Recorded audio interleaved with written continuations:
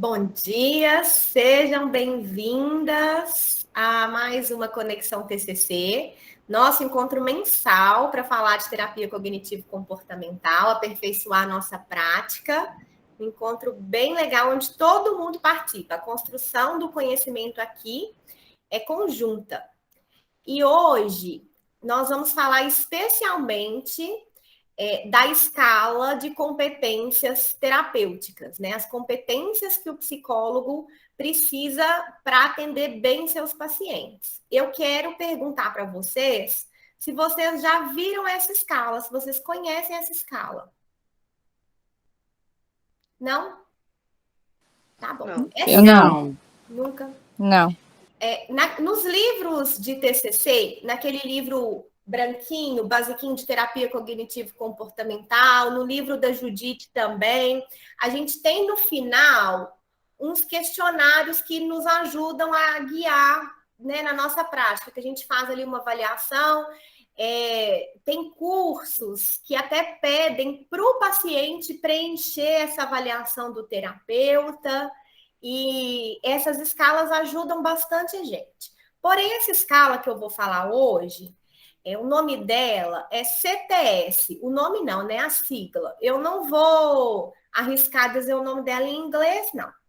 Ela foi elaborada em 1980 pelo Aaron Beck e pelo Jeffrey Young, né? O Aaron Beck é nosso pai da TCC e o Jeffrey Young aperfeiçoou a TCC para aqueles pacientes refratários, aqueles pacientes que muitas vezes aparecem no nosso consultório e eles falam que eles entenderam o problema, entenderam o que ele precisa fazer, entenderam o que é crença, esquema, mas ainda assim tem aquela sensação de que algo ruim vai acontecer, de que eles não são merecedores, né? Então, aqueles pacientes que têm uma demanda emocional maior e pacientes também com transtorno de personalidade. Então, Jeffrey Young pegou a TCC e ampliou para esse público e chamou essa abordagem de terapia do esquema.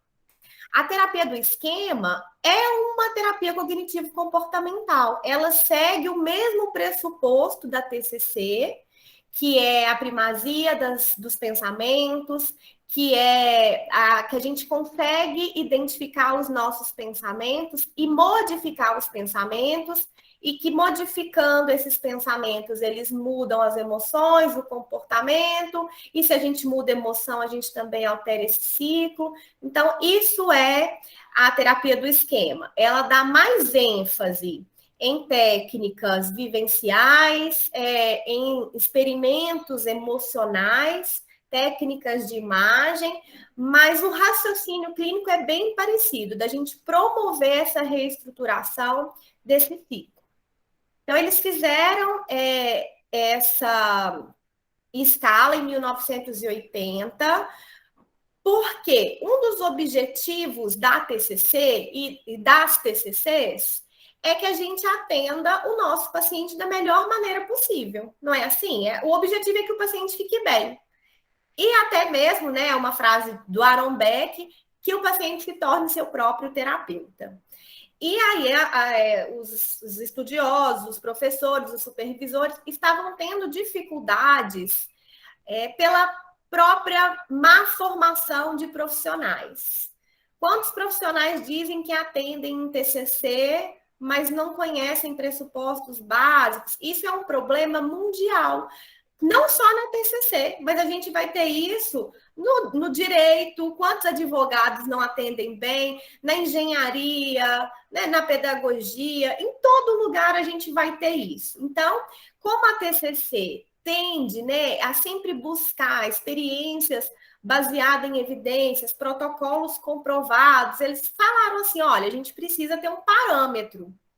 Qual que é o nosso parâmetro? E aí eles pegaram habilidades gerais que a maioria dos terapeutas tem, seguindo todas as abordagens, e habilidades específicas da terapia cognitivo-comportamental. Fizeram uma pesquisa para ver se eram aquelas habilidades mesmo, as essenciais, e aí fizeram essa escala. Em 2001, Blackburn e uns colaboradores revisaram o CTS e fizeram, então, o CTS-R, esse R de revisado, e aí estamos com essa escala hoje. Essa escala, normalmente, como ela tem esse objetivo, né, de avaliar o desempenho do profissional, ela é feita pelo supervisor. Ela foi elaborada para ser feita dessa maneira. Então, a pessoa chega para a supervisão e aí ela faz uma autoavaliação ali para cada item, né? São 12 itens da escala, para cada item tem lá descrito se é zerinho, né? Se a pessoa não sabe nada, se ela é intermediária ou se ela é expert, e aí ela se avalia, e o supervisor também faz essa avaliação. Então, é uma escala feita para o supervisor avaliar.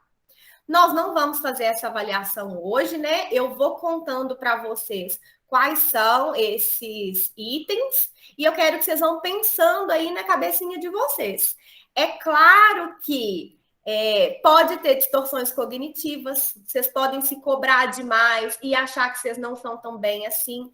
Pode ser que tenha coisas que vocês nunca tenham passado, porque estão começando uma experiência ou às vezes não tiveram ainda oportunidade mesmo. Pode ser que vocês acham que vocês saibam, porque quando a gente não sabe muito, às vezes a gente acha que sabe, né? Então, não necessariamente vai estar certo. Por isso que é legal, quando a gente vai fazer a supervisão de fato, a gente avaliar e a gente testar empiricamente se aquilo ali está de acordo com o que a gente pensa. Não é assim que a gente faz com o nosso paciente. O paciente chega descrevendo uma coisa. Eu acredito isso nessa situação. E a gente fala, vamos testar então, se o pensamento está certo. E a gente faz um teste empírico. Então, quando a gente faz uma supervisão constante, é isso que acontece. Outra dificuldade que eu vejo, agora como supervisora, muita gente quer fazer supervisão, mas a pessoa quer chegar, quer simplesmente contar o caso e quer que eu conte para ela o que ela tem que fazer. E ela acha que aquilo ali resolve. Isso é um paliativo. Vai sim ajudar, mas ela não vai crescer na profissão. Imagina, né? Toda vez você tem que ficar pegando supervisão, não. Vamos pensar grande, vamos pensar que a gente tem que evoluir. Se a gente aprende uma supervisão sistematizada, aí sim a gente depois vai conseguir seguir sem supervisão, a gente vai conseguir oferecer o melhor para o paciente.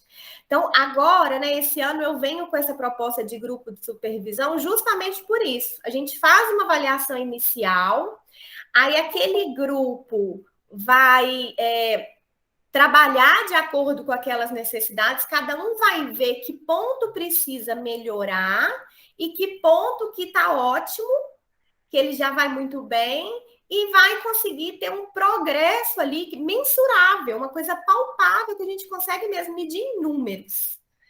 Então, a supervisão solta é algo que é mesmo um apagar incêndio, sabe? Ela tem que ser muito esporádica. Então, vamos lá. Primeiro item. Vocês estão com papel e caneta? Eu ia falar, eu estou aqui na dúvida, caneta e lápis, papel e livro, embaralhei. Bom dia meninas. Bom dia, Regina desaparecida. Bom dia, mineira. Eu estava quase colocando aqui na conta da Copados o seu nome, desaparecida. Nas caixinhas de leite. Na caixinha de leite no correio. Então, vamos lá. Primeiro item é ajuste e adesão da agenda. Olha só, eu vejo muita gente passar batido pela agenda porque tem uma ideia de que a agenda não é tão importante, que não consegue fazer a agenda ou que torna a terapia um negócio mecanizado. Gente, isso é mito, né? Um dos objetivos da TCC, vocês vão ver que eu vou falar muito de objetivo da TCC hoje, para mostrar como que faz sentido essas competências. Então, um dos objetivos da TCC é tornar esse processo compreensível para o terapeuta e para o paciente. Para ele entender onde ele está, qual caminho ele está percorrendo e onde ele quer chegar. Isso vai ajudar depois a ele seguir sozinho, né? Usar as próprias ferramentas ali no dia a dia. Então, quando a gente tem um formato padrão das sessões, quando a gente ensina para o paciente as ferramentas, fica mais fácil dele compreender e da gente também entender. E vamos pensar, quando a gente faz uma agenda, a gente coloca tópicos, a gente também está ensinando para o paciente, modelando para ele fazer isso depois. Pensa naquele paciente desorganizado, que procrastina as coisas. Então, se ele aprende a fazer a agenda priorizando os itens, fica mais fácil. E quem já faz atendimento aqui, eu tenho certeza que já teve pelo menos um paciente que, faltando 5 minutos para acabar a sessão, vem e solta uma bomba, que era aquele assunto que era para a gente ter ficado a sessão inteira trabalhando. Quando a gente faz a agenda, a gente diminui a possibilidade disso acontecer, né? É claro que vai, de vez em quando, escapar, vai, de vez em quando, aparecer esses 5 minutos mesmo de algo que não tinha ficado previsto, mas quanto mais a gente conseguir sistematizar, melhor vai ficar. Outra coisa, quando o paciente sabe o que esperar de uma sessão, a chance dele aderir ao tratamento é maior, porque ele vai se sentir mais seguro, né? Ele sabe onde ele está, então ele fica menos vulnerável e ele já percebe que aquilo ali faz um sentido. Ele não vai achar que fica ali conversando de uma maneira solta, né, que não tem objetivo, então ele vai aderir melhor ao tratamento. Então, como que a gente faz? Antes da sessão, nós terapeutas, né, temos que reavaliar o quadro do paciente, olhar as nossas anotações da sessão anterior, pensar quais foram os planos de ação que a gente ofereceu, né, que antigamente, até outro dia, a gente chamava de tarefa de casa, homework, ver quais foram os planos de ação que a gente combinou para rever naquela sessão. Então, a gente faz isso, e aí, quando chega o paciente, aí a gente já tem aquele protocolo, né, de como iniciar ali a terapia, de como fazer a agenda. Então, é importante que a gente faça isso, tá? Para quem chegou agora e perdeu o nome, a nossa primeira competência é ajuste e adesão da agenda. A escala da CTS, né, a gente avalia de 0 a 6. Vão me contando aí, pode mandar no chat, ou abrir o microfone, ou me mostrar aí o dedinho. Na escala, pensando que Arombeck é 6, onde vocês estão na adesão da agenda? O que vocês percebem de você? Sem mentira, hein?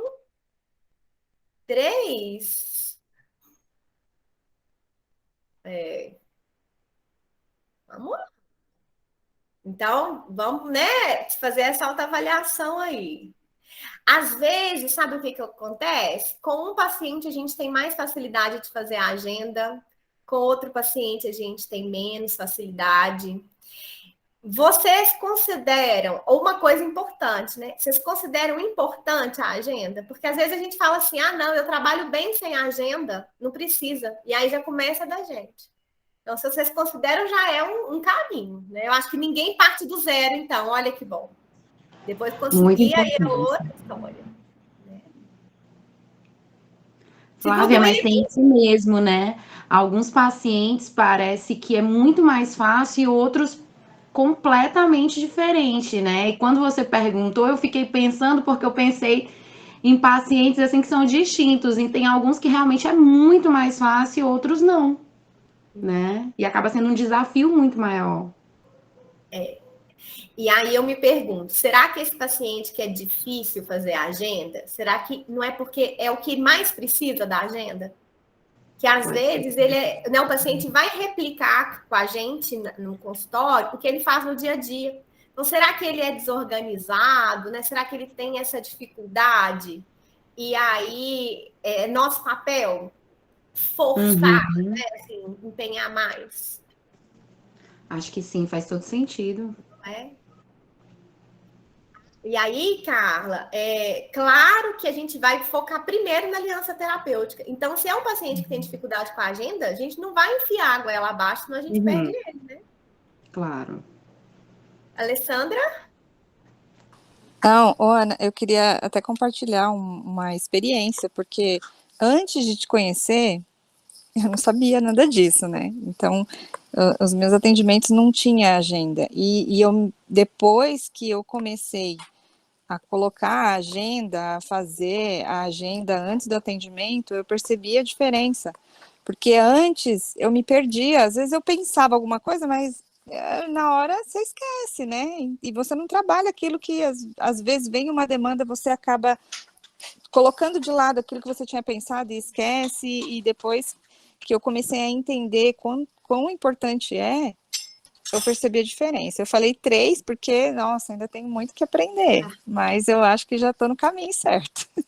Ótimo, que bom. Ei, Ana, bom dia. Bom dia, bom dia. Só um adendo aí sobre a agenda. E aí tem paciente que não... Desculpa. Tem paciente que simplesmente começa a falar, né? Eu vou falar, e você não tem... Às vezes você não consegue frear e é todo aquele movimento. Que tem a dificuldade, né, de fazer. E aí a gente vai com jeitinho, né? Com jeitinho, falar, peraí, volta aqui para mim. Nós vamos falar sobre isso hoje. Né? Semana passada a gente falou sobre aquele assunto, nós vamos retomar aquilo, a gente vai guiando, né? Muito bem. Segundo item da nossa escala, gente, eu não sei de cor não, tá? Eu tô consultando aqui. Ana, só um adendo também sobre esse item. Tem pacientes que realmente eles tentam fazer do espaço ali um espaço de emergência, sabe? E isso é que bagunça tudo. A gente tem que ficar trazendo. É como se fosse um pronto-socorro. Ele não está preparado para a estrutura da sessão. Eu tenho um paciente que, assim, ele desgasta. É o tipo de paciente que desgasta bastante, porque é extremamente ansioso. E assim, vai para a sessão como se fosse só a descompressão, sabe? Ele não está preparado, eu acho que nem para as ações mesmo, para uma mudança. E você tem que ficar trazendo ele toda hora. É verdade, Regina. Né? E esse paciente, ele corresponde a um terapeuta que eu falei agora há pouco, que vem para supervisão só para querer falar sobre alguns casos, também não quer sistematizar um conhecimento. Então, quem faz isso como terapeuta na supervisão, pensa, né, se também está permitindo esse paciente fazer isso na sessão. E aí a gente vai psicoeducar o que é terapia cognitivo-comportamental, a gente vai colocar as regras da terapia, sempre deixando muito claro o que vai ajudá-lo ou não. A gente pode até pedir para o paciente um pouquinho antes da sessão registrar para ele mesmo quais são os itens importantes para falar naquele dia, mostrando para ele que ele vai render mais, né? Mostrando para ele os pontos positivos de fazer a agenda. Uhum. E outra, eu tenho um assim, né? E eu tenho que retomar com ele o objetivo dele estar fazendo terapia. Uhum. Porque até isso acho que acabar se perdendo. É verdade. Né? Aí também é importante a sessão semanal, porque eu já tive na minha prática, imagino que vocês também tenham, aquele paciente que fala assim, hoje tá tudo bem, eu não vou não. E aí começa a faltar. Sim. Aí eu sempre falo com os pacientes, nossa, o dia que você tá bem é o melhor dia para você vir, porque aí a gente consegue trabalhar mais coisas. Pois é. Tem sempre aquela, hoje não vai dar, hoje... Aí acaba quebrando toda aquela sequência. É isso mesmo. Nossa, eu tô com um paciente que tem tudo isso. ele vale por 10. Ele vale por 10 pacientes. É isso. Segundo item, feedback. Olha só. Né? Dar e oferecer feedback para o paciente. Então, no meio da sessão ali, de vez em quando, a gente vai retomar aquilo que a gente já foi trabalhado, né? Fazer uma mini revisão, um mini resumo daquilo que foi falado. E é importante a gente fazer e solicitar feedback no final da sessão também. Para a gente fazer o feedback, não é assim, com 20 minutos de sessão a gente faz. Não tem essa regra. A gente tem que ficar super atento. Então, a gente tem que ficar alerta. As reações emocionais do nosso paciente, expressão facial, linguagem corporal. Quando há uma mudança emocional ali no meio da sessão, é importante que a gente pare e pergunte, né? Parece que você ficou angustiado agora, parece que você ficou tenso, irritado. O que está passando pela sua cabeça? Que aí a gente começa a mostrar para ele, até mesmo, né, na prática, o que são pensamentos automáticos, porque a gente vê que tem ali uma alteração emocional e aí a gente pede esse feedback, então. Quando a gente está com um paciente no início, que a nossa aliança terapêutica ainda não está muito sólida, quando a gente pede esse feedback, ele vai nos ajudar a formar aliança terapêutica. É muito provável que muitos pacientes nunca tenham passado por isso. A gente tem profissionais de saúde, né, psicólogos, médicos, outros profissionais que geralmente não pedem feedback. Pode ser que o paciente se assuste ali no início, então, mas que ele fique até feliz. Poxa, realmente ela está me incluindo, né? Agora tem o Rubens aqui, agora eu vou ter que falar no masculino. Então, realmente, esse terapeuta está me incluindo no processo. Então, é uma relação genuína, isso vai ajudar da nossa aliança terapêutica. O paciente vai se sentir honrado e respeitado por estar ali, né? Vai sentir que, de fato, ele é importante. Quando a gente não faz esse feedback, a gente corre o risco de errar, principalmente na conceituação. Às vezes a gente acha que é uma coisa e não é. Então, se a gente pede feedback, a gente vai fazer uma conceituação mais eficaz, uma conceituação mais assertiva, aumentando as chances da gente fazer o tratamento adequado para aquela pessoa. E é isso, né? Vai sempre fortalecer a aliança terapêutica. Então, mesmo quando a gente já tem essa aliança estabelecida, é importante que a gente faça isso. Quando a gente pede o feedback para a pessoa, a gente começa a ter também uma visão melhor do que ele pensa sobre ele mesmo, sobre as outras pessoas, sobre a própria terapia e sobre a gente. É importante a gente saber o que o paciente pensa sobre a gente. Quando a gente dá o feedback também, a gente vai ativar nele a possibilidade de enxergar de fora aquela situação, que ele vai enxergar o que a gente está pensando sobre ele, ter a oportunidade de ouvir de outra maneira aquilo que ele falou e confirmar para a gente também. 0 a 6, como que é a capacidade de feedback aí?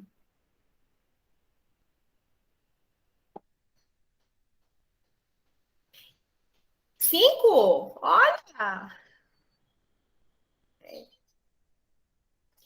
Olha, eu não sei vocês, mas eu ainda tenho, às vezes, um receio em pedir feedback. Eu tenho medo do paciente falar, não gostei da sessão. Esquema mesmo, gente, crença. Eu pergunto toda vez e eu sinto que às vezes o paciente não gosta, alguns não gostam. E mesmo assim eu pergunto e alguns falam, não, tá, é isso mesmo, gostei e tudo, mas assim, eu acho que às vezes eu chego a ser até chata, né? Porque toda vez eu pergunto. Como que você achou? O que você achou da sessão? Como foi a sessão para você? Você esperava mais? O que você acha? Eu sempre pergunto. E, assim, as crianças adoram. Elas falam mesmo, assim, gostei, não gostei, você não brincou hoje. Hoje você... Nossa Senhora, hoje eu não queria falar disso, a gente teve que falar. Então, eu gosto muito. de perguntar. Mas, assim, é meu. Se eu não perguntar, parece que faltou alguma coisa importante. E, realmente, eu acho muito importante, né? Eu faço terapia também, né?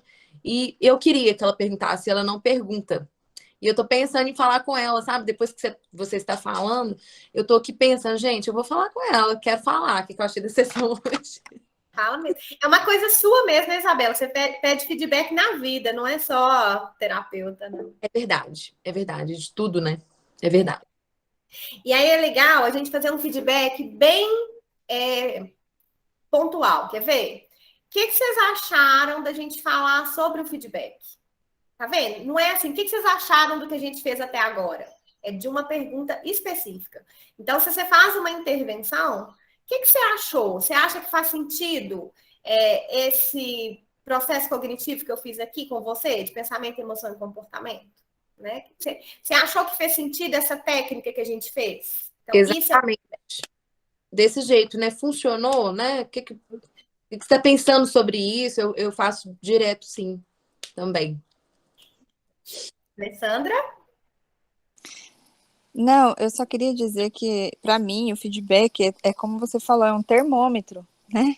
Para eu saber como é que tá indo, se tá gostando, se tem alguma deficiência, se eu preciso melhorar em alguma coisa, se tá dando certo aquilo que foi feito, porque eu acho que esse termômetro é importante também, para a gente se autoavaliar, né? Então, eu sempre faço isso também, que nem a Isabela falou, eu sempre pergunto. Até eu ficar, sei lá, talvez pode ser que seja um pouco de insegurança, né? Eu achar que não estou indo tão bem e eu preciso desse retorno e para saber onde que eu preciso melhorar, mas eu sempre pergunto também. Isso daí é igualzinho. E às vezes o paciente às vezes sai, né, chorando da sessão e tudo, e a sessão seguinte eu pergunto para ele também, de novo, assim, como que você ficou em casa depois da sessão, né? O que você pensou? Eu pergunto de novo, mais uma vez. Assim, fez sentido para você? Né? E aí o paciente vem me dar mais um feedback, e como a emoção já não está, né, muito alta, ele consegue com mais clareza me dar um feedback melhor também. Porque às vezes ele está tão emocionado na hora, lá chorando e tudo, que às vezes não consegue falar. E aí eu pergunto de novo, iniciando a sessão perguntando, né, do feedback da última sessão. E eles conseguem falar melhor. Ótimo, essa ponte, né, entre as sessões é fundamental. E a gente tem maneiras criativas, né? Não necessariamente a gente vai só falar, ai, como foi para você, né? Maneiras criativas de dizer, né, de perguntar mesmo. Ok. Terceiro item, tcharam, colaboração. Então, nós vamos guiar a sessão, nós vamos guiar o tratamento. Ao mesmo tempo, a gente vai estimular o paciente a participar ativamente.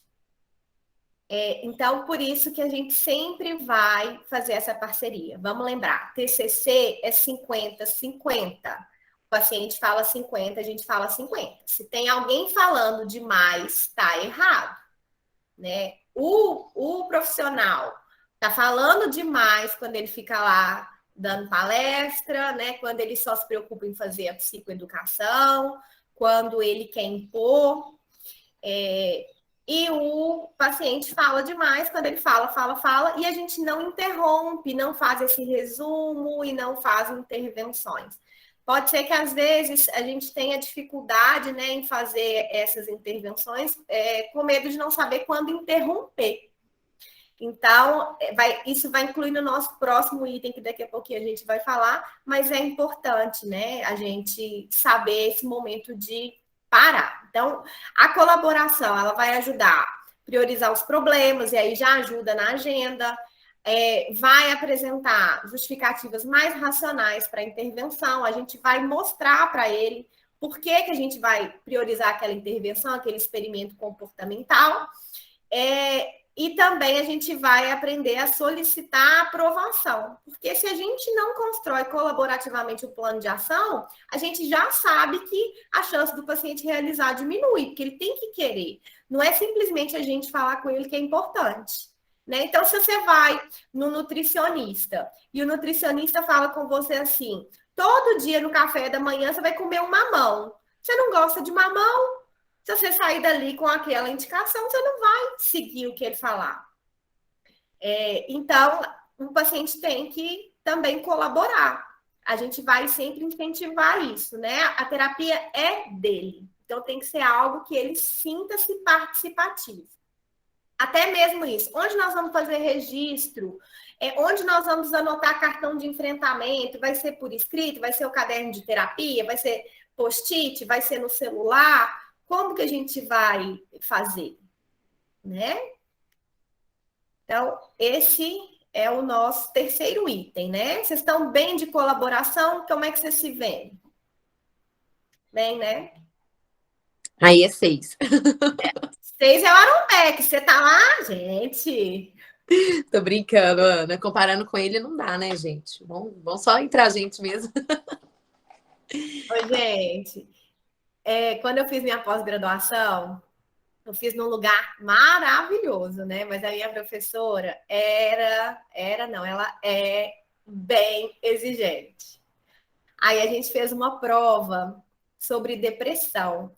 E ela não deixava a gente consultar nada, zerinho. Inclusive, teve uma aluna que estava colando uma vez, psiquiatra, e ela expulsou a mulher do curso, vocês acreditam?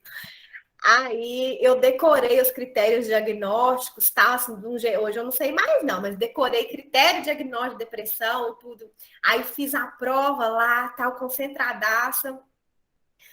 Beleza, entreguei. Quando ela me devolveu a prova, ela me deu 8 valendo 10.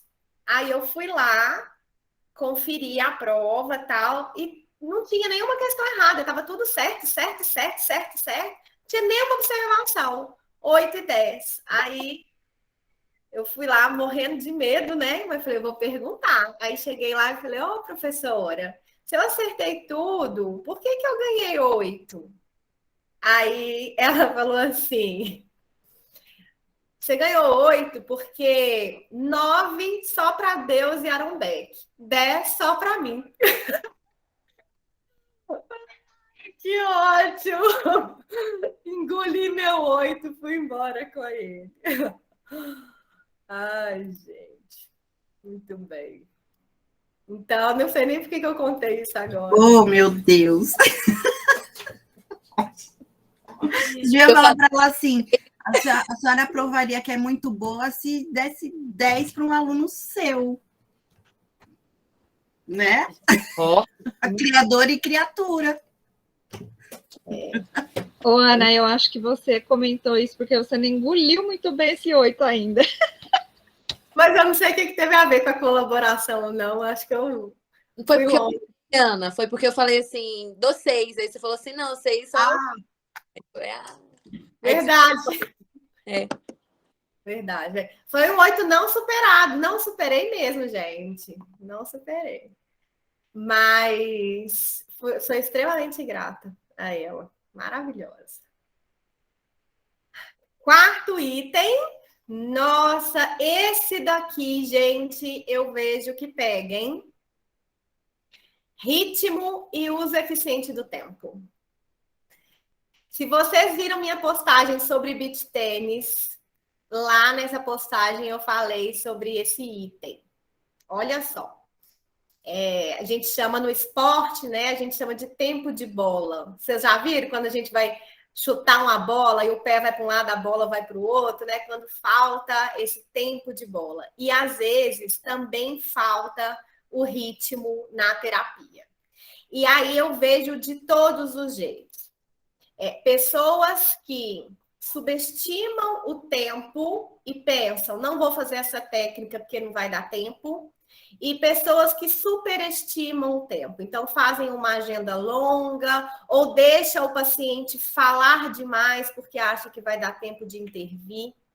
Então, é extremamente importante a gente usar a colaboração também para ter esse tempo eficiente. Vamos pensar, né? O objetivo terapêutico amplo de uma sessão. melhorar o humor do paciente. Então, ele tem que sair melhor do que ele chegou, né? A gente sabe que tem algumas abordagens que não concordam com isso. Tem abordagens que falam, na hora que o paciente fica tocado emocionalmente, você encerra a sessão, não é assim? Na hora que o paciente chorar, você faz o corte para ele pensar em casa. Por favor, gente, na TCC, tá longe disso. A gente até vê isso como uma postura punitiva, né? Da pessoa ter que se sentir mal para ela melhorar. Sabe aquele pai exigente que fala assim, se elogiar estraga, isso não é mais que sua obrigação. Se você não se esforçar, você não vai dar conta. Trabalhe enquanto os outros dormem. Por favor, isso daí não combina com a gente. Então, o nosso objetivo é que a pessoa saia da terapia melhor do que ela chegou e que ela tenha um plano de ação palpável para que ela se sinta melhor e que ela funcione melhor durante a semana. Então, para que ela consiga fazer isso sozinha também, para que ela não se sinta bem somente durante ali a terapia. E aí, o que a gente vai fazer na sessão vai depender do sintoma do paciente, do nosso objetivo terapêutico, da conceituação cognitiva, da aliança terapêutica, do estágio de mudança e do estágio de tratamento, dos problemas que ele tem, da nossa agenda, do estilo do paciente também, né? Se ele é mais falador, se ele é mais procrastinador. Então, a gente vai seguir esse tempo pensando como que é a nossa estrutura de sessão. Então, na primeira parte da sessão, o que a gente tem que fazer? Restabelecer a aliança terapêutica, fazer essa ponte com a sessão anterior, que a Isabela contou para a gente aqui, que faz através de feedback. A gente vai fazer uma revisão do plano de ação. A gente vai fazer a pauta daquela sessão, então a agenda, coletar os dados, né, para a gente definir essa pauta. Então, para a gente coletar os dados, a gente vai fazer aquela revisão antes da sessão, né, das nossas anotações, e fazer uma breve pergunta sobre como foi a semana. Então, como a Regina falou com a gente, que às vezes tem paciente que fala, já chega falando, às vezes é isso. Quando a gente vai fazer essa coleta de dados, tem paciente que não entende que é uma coleta de dados e já quer falar daquilo que incomoda. E a gente gentilmente vai interromper e falar. Então, fulano, você está me contando que aconteceu um problema no seu trabalho essa semana? Vamos colocar aqui como item de agenda, para a gente não esquecer? E aí você anota. O que mais que foi importante nos últimos dias? Ou algo que nem é um acontecimento, algo que está te doendo emocionalmente, né? Talvez um 8 que você não engoliu, você quer colocar aqui na nossa pauta para a gente falar hoje. E a gente vai ali fazendo as interrupções para fazer a nossa agenda, focando sempre em ter um uso eficiente do tempo.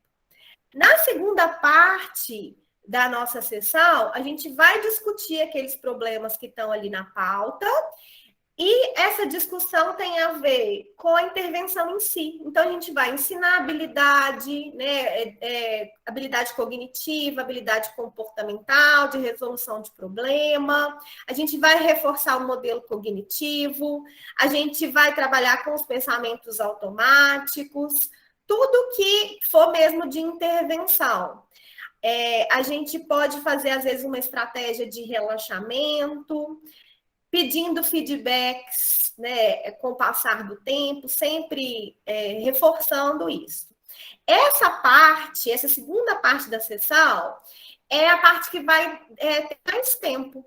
Então, se você quer fazer, por exemplo, uma técnica de imagem, você vai usar essa parte da sessão.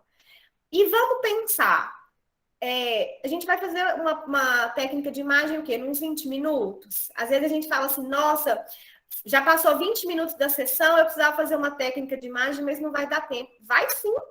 Mesmo que você faça uma técnica mais curta, não fica deixando para depois, né? Nunca vai ter depois. Senão perde ali. Se a gente perder a veia, se a gente perder o momento certo, depois não tem jeito. Se você vê que tem paciente que demanda mais tempo seu, aí talvez seja uma escolha também deixar 1h30 para a sessão dele, ao invés de 50 minutos. com cuidado, para isso não ser um esquema seu. Porque às vezes tem paciente que a gente tem uma empatia maior, uma compaixão, a gente quer ficar mais tempo com ele. Então, avalia sempre. Isso é uma necessidade do paciente ou é a minha necessidade emocional de estar mais tempo com ele? Às vezes tem paciente que a gente não se encaixa muito bem e tudo. Até observem. Se é um paciente que você esquece, que você marcou, esquece de marcar. Ou que a sessão parece que não passa, já tem uma vida que você está lá, você olha, deu 20 minutos. Então, quais são os seus esquemas que estão ativados ali com aquela pessoa? E use o tempo eficiente com ela também. Se você vê que, de repente, você está pensando na sua lista de compra, o que você vai fazer quando você sair dali? Você não está conectado com o paciente. Essa não conexão faz o tempo demorar a passar também. Porque você não está ali inteiro. Aquela sessão que passa mais rápido, talvez seja uma sessão de conexão emocional maior. E a gente precisa se conectar, né? Então, o psicólogo que fala comigo, que atende de 8 às 18 e sai e está super bem, desconfie, porque a gente fica cansado de se conectar emocionalmente, né? Dá um desgaste mesmo. E usar o tempo de maneira eficiente é isso, é a gente fazer essas intervenções gastando o tempo que tem que ter. E a gente tem que ter sempre um tempo no final para fazer uma revisão daquela técnica que a gente utilizou, daquela estratégia que a gente praticou, né? Se a gente tiver feito, por exemplo, um experimento comportamental, um experimento cognitivo, naturalmente, isso vai nos levar para a solicitação de feedback e elaboração do plano de ação, que é a nossa terceira parte da sessão. Que é esse momento que a gente faz uma revisão daquilo que a gente viu, a gente vai lembrar qual foi a forma mais realista de pensar, que a gente mudou ali aquele pensamento distorcido, como que a gente vai colocar em prática as soluções. Por fim, solicitar um feedback e fazer as anotações, tanto do plano de ação, anotações de cartões de enfrentamento, de novos aprendizados, o registro mesmo. A gente sabe que tudo que a gente quer que o paciente grave, que ele leve da sessão, é preciso ser anotado.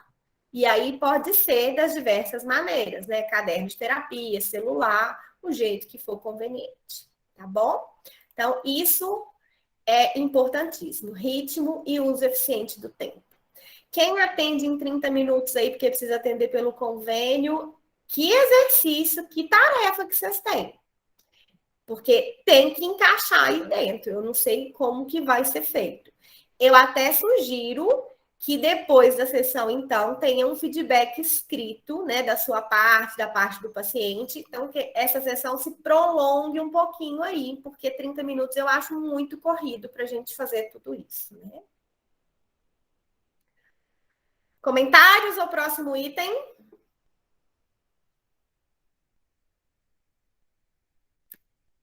Vamos lá. Diga, Rubens, que prazer ter você aqui. Tá, sem microfone. Não estamos te ouvindo. Microfone desligado.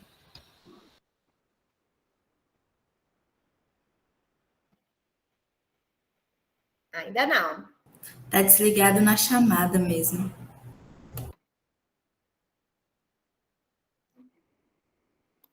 A gente sempre se confunde com esse negócio. É tão óbvio, né, que estava desligado na chamada, né? Não, primeiro eu quero saudar todos os colegas, dar bom dia a todos, a todas. E a bem da verdade, eu não ia fazer o comentário. Eu só ia justificar, porque eu tô caladinho aqui, quietinho, eu aproveitei a brecha que você vai mudar de tema. Porque eu cheguei atrasado, então, né, ficar quietinho, ouvir primeiro, para não ter que pegar no tranco, né? Mas eu quero dizer que estou satisfeito com a participação, feliz de ver e ouvir a Ana Flávia de novo, e estamos juntos. Na oportunidade, eu pergunto, eu falo. Era só para saudar vocês mesmo e dizer que estou legal. Obrigada, Rubens. Gente, olha que oportunidade. Então, Vamos fazer um feedback. Olha só, o Rubens celular, eu cheguei atrasado, então nada melhor do que a gente fazer um feedback, não é assim?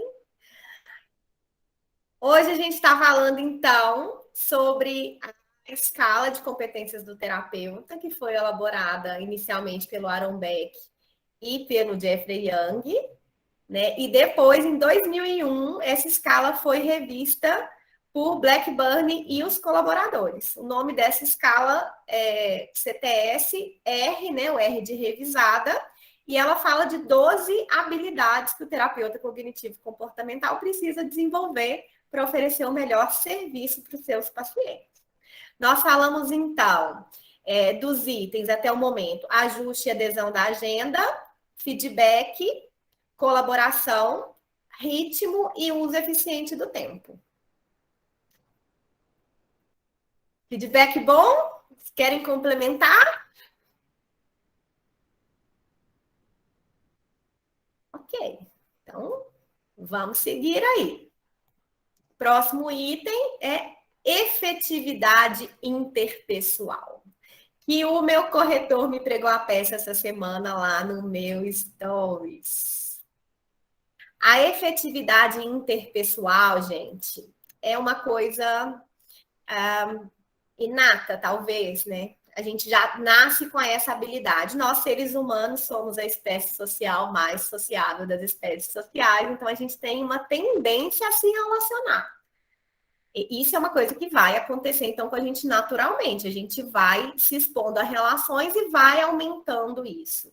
O terapeuta que não consegue desenvolver isso sozinho precisa fazer terapia, porque a nossa profissão exige essa efetividade interpessoal. Muitos pacientes não vão desenvolver, não desenvolveram essa habilidade sozinho e vêm procurar a gente para desenvolver. E aí a gente vai trabalhar os aspectos de habilidades sociais, emocionais, assertividade, empatia, porque são pessoas que às vezes vão ter problemas nas relações, né, de não conseguir se colocar no lugar do outro, às vezes transtornos de personalidade, border, narcisistas, às vezes esquemas ativados de grandiosidade, de padrões muito inflexíveis. Então, a gente vai precisar ficar atento à nossa capacidade e à capacidade do nosso paciente. Mas aqui, nesse caso, a gente está falando da efetividade interpessoal do terapeuta. Então, é ele ter compromisso, tanto com os horários, quanto com o tratamento em si. Quando a gente pega um paciente, a gente tem que ter ciência de que a gente tem que ter um tempo para ele fora da sessão. Então, a gente vai ter que ter o compromisso de fazer o planejamento de intervenção, a conceituação cognitiva, preparar materiais, procurar saber sobre aquilo. Eu não sei vocês, mas eu já tive paciente que falou comigo assim: Ana, eu me identifico com o personagem da série tal, e eu tive que ir lá e assistir a série. É um compromisso que eu tenho com aquela pessoa. E depois levar aquilo para a sessão. Eu já assisti muita série legal por causa disso. Às vezes é a maneira que a pessoa tem de se conectar. Às vezes ela não sabe falar sobre ela e fala ali daquele jeito. Então, o tom de voz adequado, né? A expressão facial, cuidado com os julgamentos, a linguagem corporal, né? Se às vezes a gente está lá deitado na cadeira, boceja demais. Na caixinha de perguntas que eu coloquei essa semana sobre problemas com terapia, teve uma psicóloga que colocou para a gente que a psicóloga dela dormia na sessão. Né? Teve gente que colocou para mim que teve problema com sigilo. Então, pensa bem, né? A gente tem que ter esse compromisso. Isso daí é básico. Se esforçar para ser um bom ser humano. E aí, quando a gente tem um domínio da parte técnica, tudo isso facilita, porque a gente está ali na sessão tranquilo, a gente vai se preocupar só em acolher. A gente não fica assim: ai meu Deus, agora o que eu tenho que fazer? Não, porque aquilo ali está fluindo naturalmente. E aí a sessão fica uma sessão mais humanizada, uma sessão mais gostosa para todo mundo. Aí a empatia, compreensão através de perguntas significativas, né? Não é uma pergunta de amigo. não é querer saber o que aconteceu e tal, é a gente querer saber como que a pessoa está se sentindo, como que ela interpretou aquilo. Reflexões, afirmações, a gente vai sempre procurar em fazer o paciente se sentir valorizado, compreendido, ali é o espaço dele. Então, a gente vai utilizar sempre a confrontação empática, não é passar a mão na cabeça, mas também não é confrontar diretamente, não é ir contra. E a gente vai transmitir mensagens implicitamente, quando a gente fala com a pessoa, né? Eu entendo o que você está passando, eu imagino que deve ser difícil para você, a gente mostra que a gente está ali com ela. E sempre passar confiança e instilar esperança. Esse é o nosso papel, né? De sempre mostrar que pode ter solução. Imagina se você está com um problema na rede elétrica da sua casa, chega o eletricista lá e fala assim, ixi, sei não.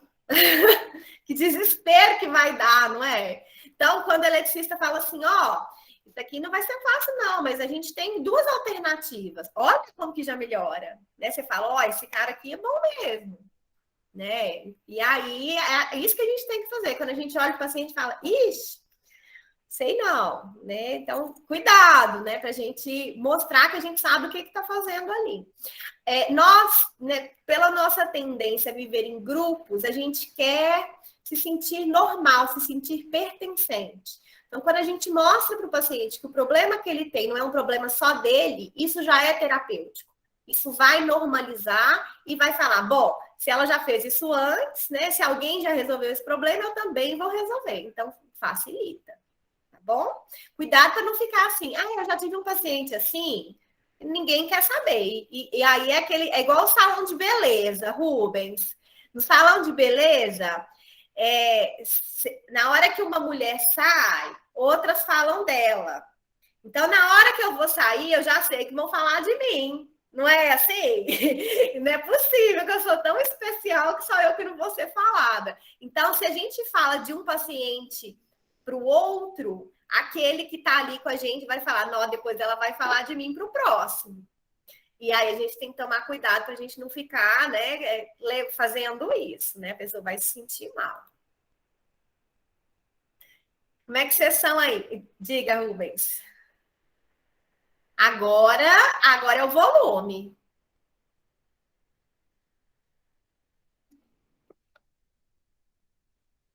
Não, ainda não.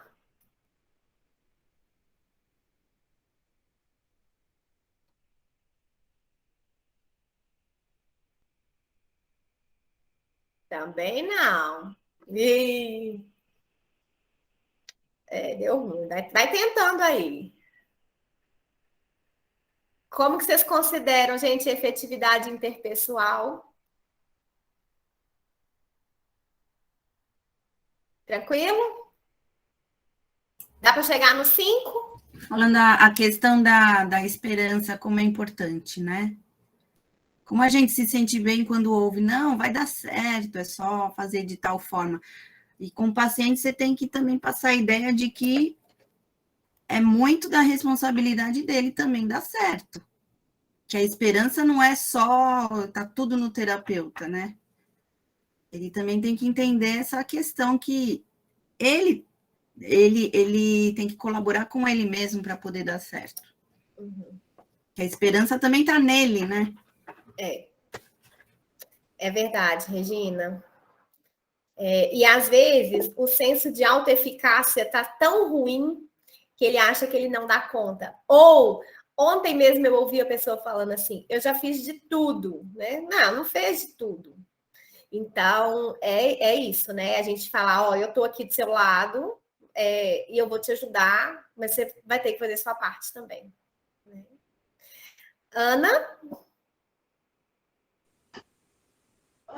E quando a gente coloca essa questão colaborativa, eu lembro de uma informação, Ana, que você deu assim, sobre a gente investigar, eu mandei uma pergunta, né, no curso, sobre a gente investigar por que o fulano saiu de determinada terapia, o que foi que aconteceu?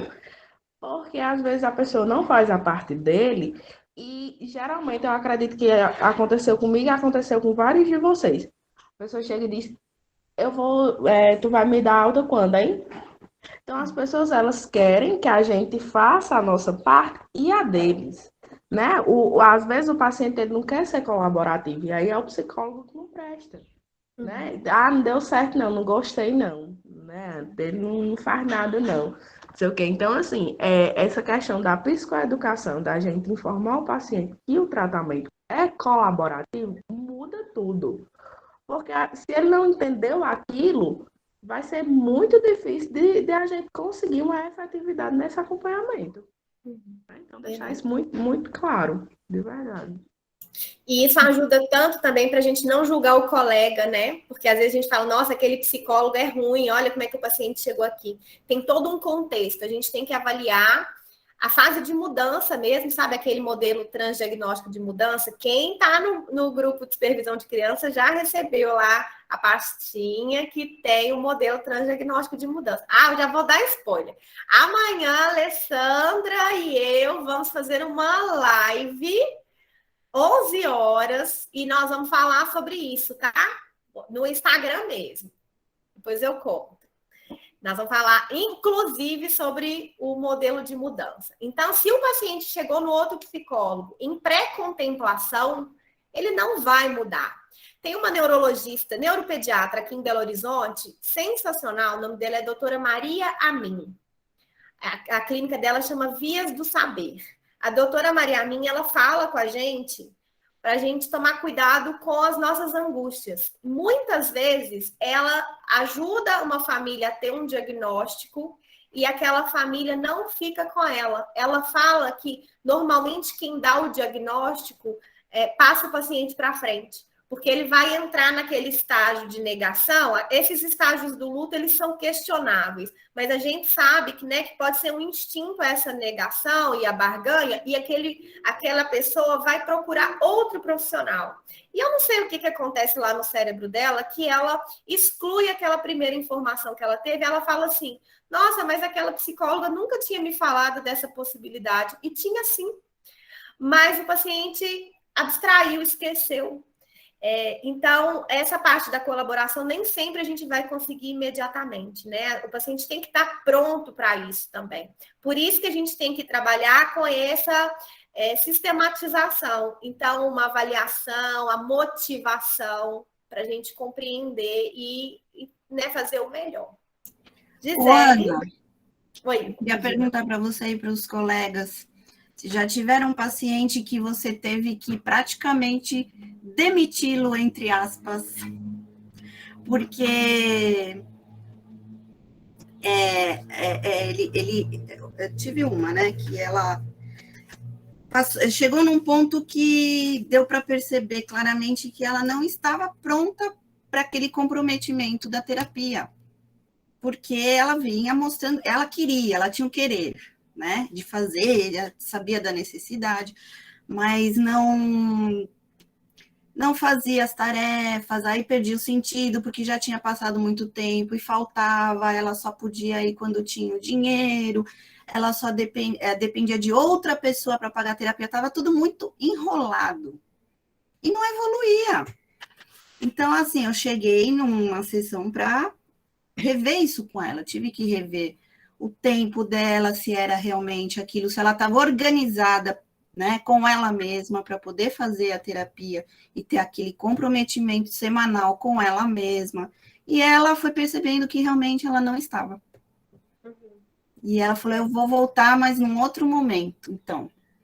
Porque não estava patinando, sabe? Depois ela mesma percebeu.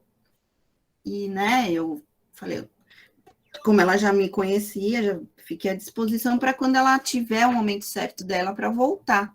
Então, assim,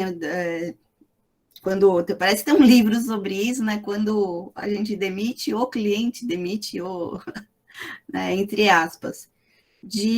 Porque senão eu falo assim, perdi o paciente. Não, eu não perdi o paciente, porque realmente ele não estava evoluindo. Né? Corri o risco de ficar sem o paciente, sim, só que não estava fazendo bem para ela, não estava trazendo nada, nenhuma mudança para ela. E ela percebendo isso foi bom. Sim, sim. Tem alguns requisitos para a gente fazer terapia, né? Por isso que tem que ser construído de maneira colaborativa. Sim. Né? Tem o querer fazer, mas não é o bastante.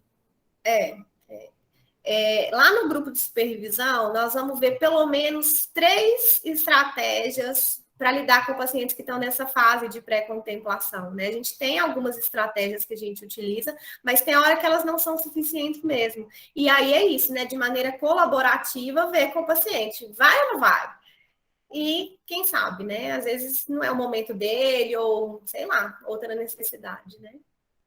Gente, para a gente não continuar saindo da nossa pauta de hoje, né? Hoje nós vamos voltar aqui, então nós vamos colocar isso como item para a agenda do nosso próximo encontro. Não é assim que a gente faz com o terapeuta, quando foge, senão a gente não consegue cumprir nossa pauta de hoje, né?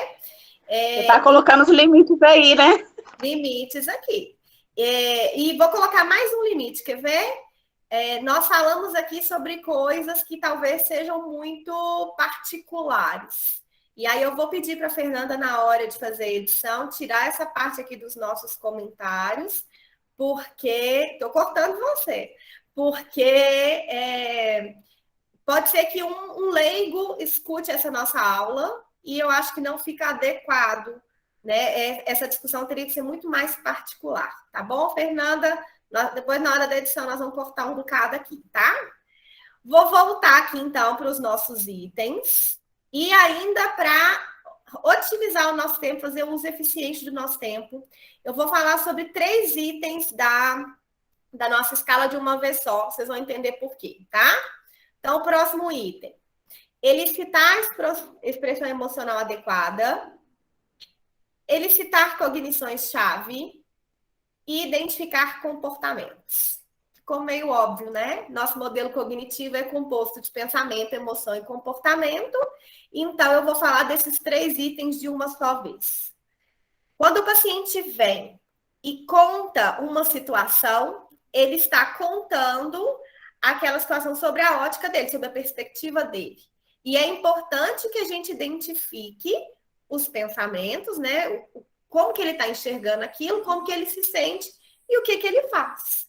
E elicitar pensamentos, né, cognições chaves, diz daquela tríade cognitiva, né, quais pensamentos ele tem sobre ele mesmo, sobre as outras pessoas, sobre o futuro, pensamentos sobre a terapia também, identificar os pensamentos automáticos para a gente reforçar os positivos, questionar os negativos, as crenças subjacentes, as crenças centrais, que vão nos ajudar ali na conceituação cognitiva, explicar o que são pensamentos automáticos, evocar esses pensamentos automáticos, não deixar o paciente simplesmente descrever uma situação problemática como ele descreveria para um amigo. Quando a gente percebe que tem uma emoção que está ali mais forte, uma emoção desregulada, uma emoção que aumenta durante a sessão, a gente também vai ajudar o paciente a perceber essa emoção. A gente não vai julgar a emoção não é algo que a gente questiona, igual a gente questiona pensamento.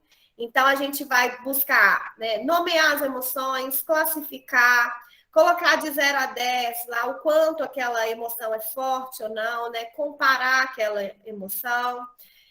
Acolher com empatia, entender os pensamentos subjacentes àquela emoção, ajudar o paciente a distinguir emoções de pensamentos. Quando o paciente não expressa as emoções, gente, quando ele fica ali o tempo inteiro, aquela pessoa que está falando de coisa boa, de coisa ruim, está com a mesma cara, significa que ela está na margem. E a gente não quer ninguém na margem, a gente quer ir a fundo, porque é lá que moram as crenças centrais. A gente precisa, sim, acionar emoções nos nossos pacientes. A gente precisa, sim, que aquele paciente sinta-se bem, sinta-se mal durante as sessões. E a gente vai fazer essa intervenção de nomear, de classificar, né, de ligar aquelas emoções aos pensamentos, né? Então, prestar atenção no que ele está pensando também, conferir se aquele pensamento que a gente identificou é de fato real. A gente vai guiar aquele paciente para descrever aquela situação que ele contou lá da semana no presente, né? Então, ao invés dele falar assim, aí eu fui lá e fiz isso. Não, então peraí, fecha o olho, lembra daquela sessão e me conta. Bom, eu tô lá na porta do supermercado, e aí passou a minha ex-sogra, e aí, nesse momento que eu tô vendo ela passar, eu penso. Né? Então, para ele trazer ali, porque quando a gente, como a Isabela falou agora mesmo sobre o feedback, quando a gente vai contar algo que passou, a emoção já abaixou, e a gente quer o paciente ali com a emoção inteira. Então, a gente vai buscar que ele sinta como ele sentiu e que ele relate no presente, né? Identificar os comportamentos quer dizer, identificar, comportamento é tudo que a gente faz, né? Todo verbo, toda ação. Então, identificar as estratégias compensatórias, que são aquelas estratégias comportamentais que a gente utiliza para não entrar em contato com alguma emoção desagradável, né? A gente tem uma lista de estratégias compensatórias, que pode ser, por exemplo, estratégia de controle, de fuga esquiva, de evitação, de agressividade. Identificar padrões comportamentais saudáveis e não saudáveis. Ajudar o paciente a fazer planejamento de atividades para pacientes depressivos, ativação comportamental, para pacientes ansiosos, eliminação de comportamento de segurança, habilidades sociais, assertividade. Como o Rubens falou do trabalho de terapia do esquema, né? Muitas vezes o trabalho com modos, elaboração de rotinas, e o paciente perceber o efeito do comportamento na vida dele. E aí inclui tudo aquilo que a gente falou até agora, né, do paciente ser colaborativo na sessão, dele se engajar, dele fazer a parte dele. Então, tem que ficar muito claro pensamento, emoção e comportamento. Eu prometi para todo mundo que eu não ia falar da TCC Descomplicada no meio do nosso encontro.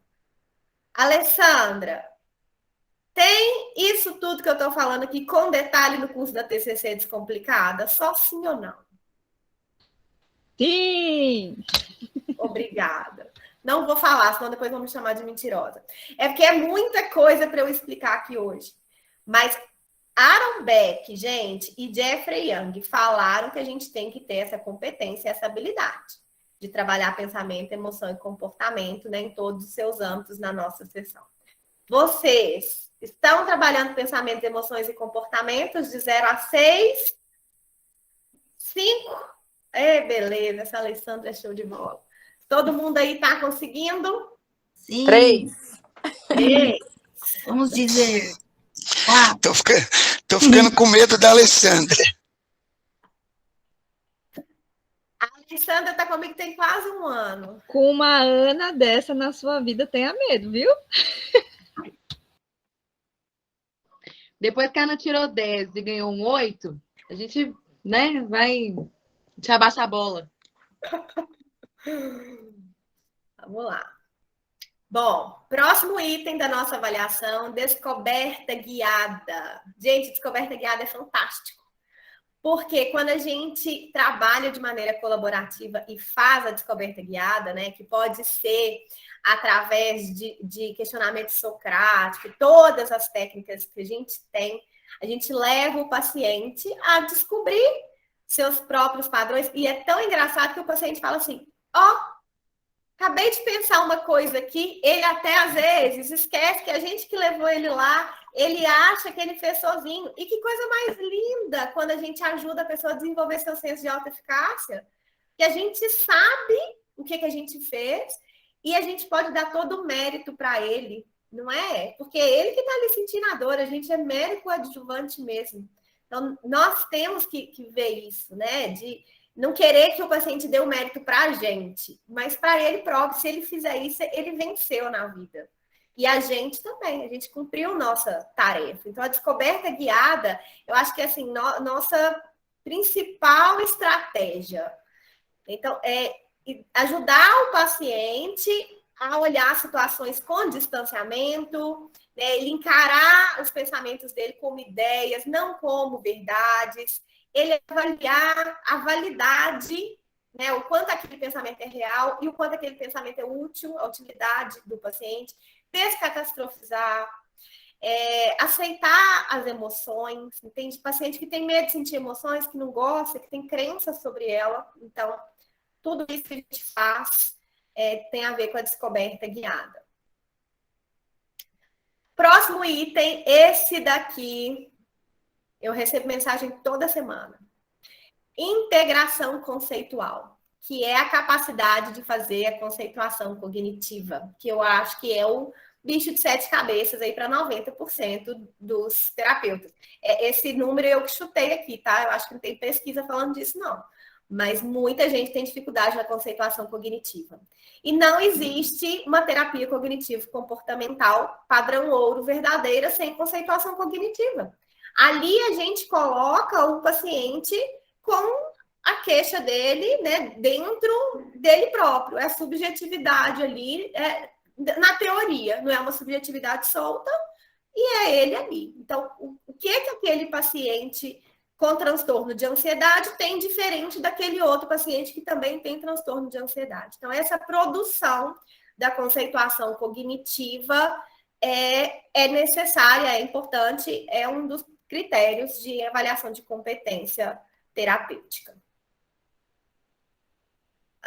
Nosso penúltimo item é a aplicação de métodos de mudança, que é registrar o que foi importante na sessão, o treino na sessão, que são aquelas habilidades de planejamento cognitivo e comportamental, né? Os experimentos cognitivos e comportamentais, uso das técnicas também. Então, aplicar de fato os métodos de mudança. É quando a gente sai ali da compreensão do problema, da regulação emocional e vai de fato para essa elaboração.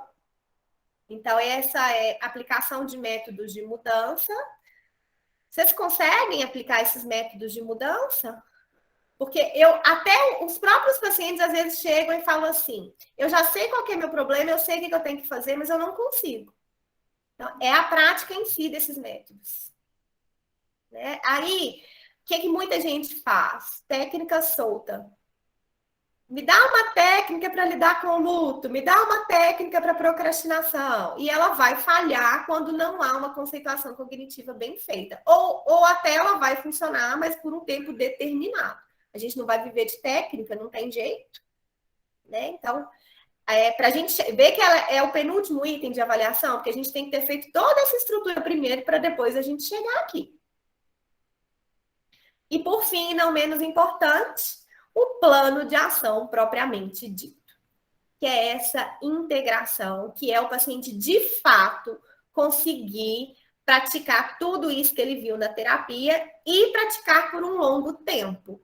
Chegar mesmo no estágio de mudança, onde ele vai ter uma reestruturação cognitiva, uma emoção mais regulada, e aí sim ele conseguir solucionar o seu problema, conseguir viver uma vida mais saudável, mais funcional, ter uma funcionalidade mais adequada ali no seu dia a dia de maneira definitiva. Não é ser perfeito, né, gente? A gente não vai corrigir tudo, mas fazer essas adaptações aí, ok? Então, como eu disse, né, essa escala a gente avalia de 0 a 6, a gente começa com o não competente até o expert, e ela é mais usada, né, para medir a competência do terapeuta pelo supervisor. Ela vai contribuir para o treinamento, para a gente ampliar os procedimentos efetivos, e ela vai ajudar a medir o impacto do treino na prática clínica do paciente. Porque aí a gente vê, eu comecei com nessa habilidade, aí meu terapeuta, meu supervisor, onde eu fiz o curso, eu aprendi isso aqui, e subi para o 2, subi para o 3, subi para o 4. A gente consegue mensurar, não é assim que a gente faz na TCC? A gente não mensura onde a gente estava e onde a gente termina o processo. Então, para a gente terapeuta, a gente também tem que ter algo para medir, para mensurar o nosso processo de aprendizagem. Então, essa é a nossa escala. Vocês gostaram da escala? Vocês acharam simples, fácil? Como é que foi aí para vocês?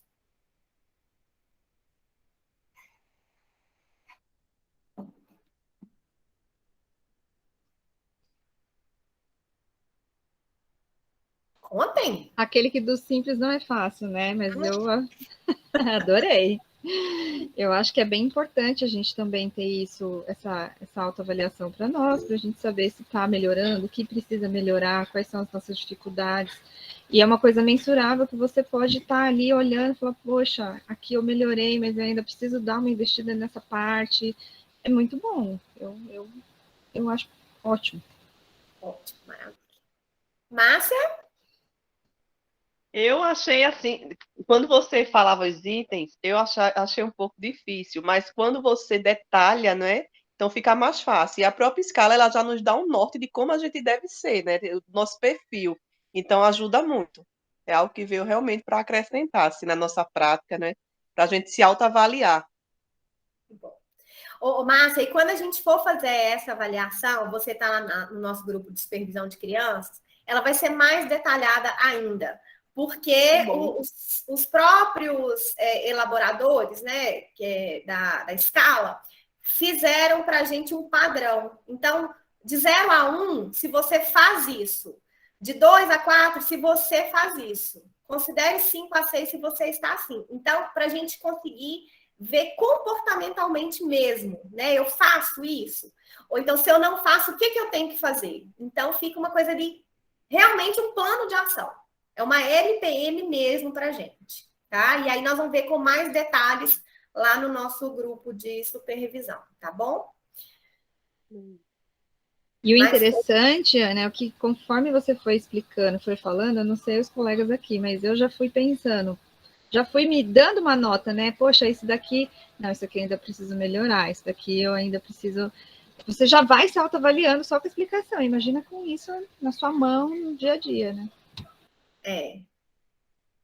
Ah, eu não queria, não, eu não aguento. Eu tô aqui olhando aqui. Aqui, gente, a nossa pastinha da supervisão, tá? Quem participa da supervisão ganha e ganha pelo correio, ó. Aqui tem uma parte que explica as competências clínicas e tem o lugar do gráfico de competências aqui, ó. Isso daqui, esse espacinho laranja, é onde a gente vai colocar as datas das supervisões e aqui de ladinho tem de 1 a 6 a competência, para a gente depois fazer um gráfico, para a gente ver como que a gente evolui ao longo das sessões de supervisão, tá? Ó, é grandinha. A de adultos, essa aqui é de criança. A de adultos é maior ainda. Amanhã eu vou explicar uma parte do caderno de supervisão com a Alessandra e terça-feira eu vou explicar mais uma parte do caderno de supervisão com a Ana no Instagram. É terça, Ana? Isso, terça às 20. Né? Inclusive o caderno que a Alessandra recebeu antes de mim, aí eu recebi uma mensagem, né? O caderno da Alessandra já chegou. Eu estava no caminho, empacado, coitado. Você mora longe. Amanhã nós vamos falar do caderno. Diga. Já está na hora de fazer perguntas sobre o curso? Então, eu prometi que quando eu fosse falar do curso eu ia avisar, né? Gente, então, se vocês quiserem saber mais sobre as 12 competências, né, eu posso mandar para vocês por escrito as 12 competências. Quem está no curso vai ter as 12 competências de pertinho, tá? Vou falar agora, então, da TCC Descomplicada. Então, esse curso é um curso de terapia cognitivo-comportamental para adultos. Ele é a base teórica. A gente tem aulas gravadas que ficam na plataforma da Hotmart e vão desde a primeira sessão, os primeiros fundamentos, até a sessão de encerramento. Durante o curso, você vai vendo teoria prática. Como que é prática? Autoterapia e sugestão de exercício para você praticar, ou com seu paciente, ou se você não tem paciente, com um colega de profissão, ou com algum fantasminha aí, alguém fictício que você vai preenchendo lá. Nós temos encontros mensais ao vivo, que são parecidos com esse daqui. A diferença é que, geralmente, eu trago algum outro material de slide, assim, quando não tem muita pergunta. Quando tem pergunta, a gente vem exclusivamente para tirar dúvidas sobre a parte teórica e prática. Além disso, tem uns suportes, né, de atendimento. Então, você me manda lá na aula alguma dúvida que você tem, eu te respondo por lá. Ou te respondo com um áudio, com um vídeo, o que for melhor. Durante um ano você tem esse acompanhamento. A gente tem mais de 30 recursos terapêuticos que são personalizados com o nome de vocês, com o CRP. O que são esses recursos terapêuticos? São lindos, não são? Diário de pensamento automático. A gente tem... me ajuda aí, gente. A gente tem erros cognitivos. Tudo que a gente usa durante o curso, a gente tem também ali registrado para você usar com o seu paciente. Eu tenho uma pasta aqui grandona. Então, estratégias de enfrentamento, tudo tem lá. Tá? Mais um outro material em PDF para autoterapia, materiais de psicoeducação, tudo tem lá.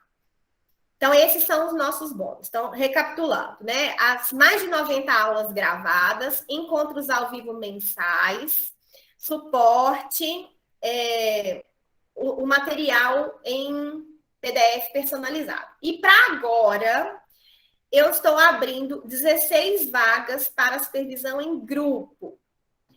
Quem pode participar dessa supervisão em grupo? Quem é aluno. Então, quem é aluno de outras turmas pode renovar o seu acesso e participar do grupo de supervisão. E quem entrar nesse grupo agora vai ganhar esses 10 encontros de supervisão. Esses 10 encontros de supervisão funcionam nas terças-feiras, às 20 horas, uma previsão de acabar às 22h30. E aí a gente vai fazer essa autoavaliação, a gente vai desenvolver essas habilidades através dos exercícios, né, de estratégias que eu vou mandando ao longo dos nossos encontros. Então, a gente vai ficar junto em supervisão de março a julho, porque não são encontros semanais, geralmente são quinzenais. E aí, 2 pessoas apresentam por semana. A gente tem uma estrutura para a apresentação dos casos, que eu também vou mostrar nas lives com a Alessandra e com a Ana, o que precisa para a gente apresentar o caso, para a gente conseguir justamente desenvolver essas habilidades. Então, vamos supor que hoje é a Alessandra e a Ana que vão apresentar o caso. Elas vão ter preenchido, vão poder falar, e todo mundo também pode falar e tirar dúvidas. Semana que vem, a Alessandra pode falar um pouquinho também, mas aí o caso vai ser, por exemplo, da Regina e da Gisele. Tá bom? Então, esse é o grupo de supervisão que está incluído nesse curso de agora, ok?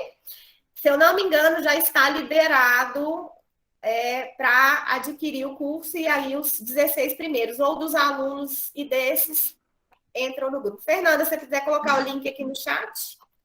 Roberta, dúvidas? Não, agora ficou claro a dúvida que eu tinha.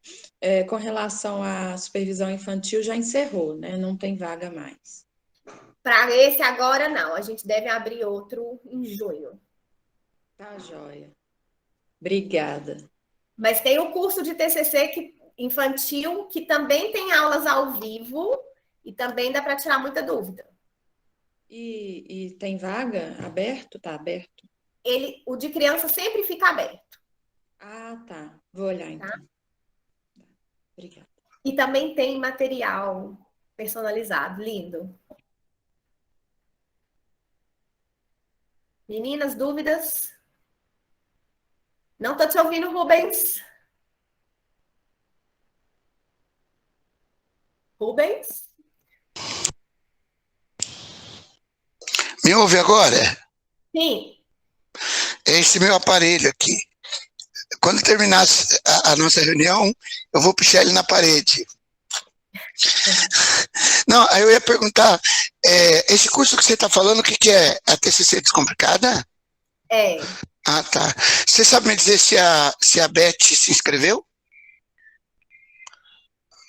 A Beth, tem uma Beth no curso de criança. É uma Beth que trabalha com educação socioemocional com crianças. Não, né? Não. Foi aquela que eu comuniquei com você semana retrasada. Não se inscreveu ainda não. E só tem 16 vagas? 15, porque uma é da Alessandra. Mas a Alessandra não... Meu Deus do céu. Tô falando que eu tô com medo dela. 14, porque tem uma que é da Ana. Olha lá. Olha, eu acabar aqui, eu vou pegar no pescoço da Beth. Ó, eu nunca dei de bônus grupo de supervisão e eu não vou fazer isso mais. Então, falo com ela para vir. Pelo amor de Deus. Oportunidade não se perde, se agarra. Ana, obrigada, viu, pela participação. Boa viagem para você. A gente se fala. Daqui a pouco eu vou mandar um recado lá no grupo de supervisão de criança, viu? Regina, te espero no grupo de supervisão.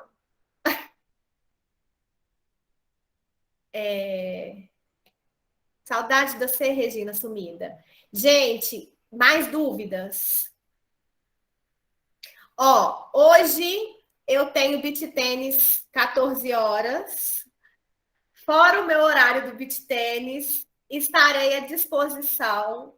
Eu que vou responder tudo no WhatsApp hoje, que às vezes é Fernanda, né? Eu estou colocando aqui no chat o WhatsApp. Se vocês tiverem dúvidas sobre o curso, vocês podem me mandar, a gente vai se falando por lá. E eu vou começar a divulgar no Instagram agora, que eu não divulguei lá ainda. Então, preferência para vocês que estão aqui no ao vivo, é claro, né? Corram lá, façam a inscrição. Imperdível dessa vez, hein? Das outras também foi, mas agora tá mais ainda. Eu tô só aperfeiçoando esse negócio aqui. Tá? E mês que vem tem mais conexão, né? Então a gente encontra. Eu peço a vocês para convidarem alguém. Se cada um que está aqui chamar um, daqui a pouquinho a gente está com um grupo enorme. Bom? Muito obrigada, né, por terem tirado o sábado de manhã aí para estar comigo, viu? Foi maravilhoso. Espero que vocês aperfeiçoem aí a prática de vocês e as competências críticas, tá bom? Tenham um ótimo final de semana. Estou aqui esperando o contato de vocês, tá bom? Beijo, beijo. Até mais.